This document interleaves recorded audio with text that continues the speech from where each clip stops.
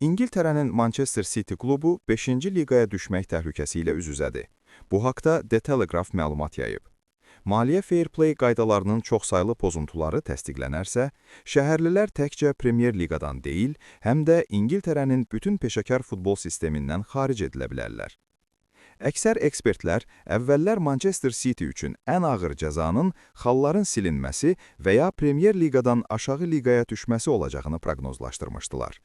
Lakin qaydalar klub üçün təhlükəli vəziyyət yaradır.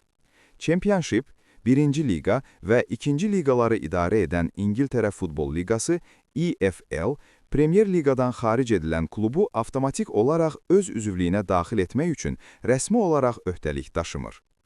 Əgər İngiltərə Futbol Liqaları qalmaqallı klubu qəbul etməkdən imtina edərsə, Manchester City Milli Liqaya müraciət etməli olacaq. Bu isə yarı peşəkar statusa malik 5-ci divizyondur. Hazırda müstəqil komissiya kluba qarşı maliyyə pozuntuları ilə bağlı 115 iddianı araşdırır. Dinləmələr davam edir və bu il İngiltərə futbolunun mənzərəsini dəyişdirə biləcək yekun hökmün verilməsi gözlənilir.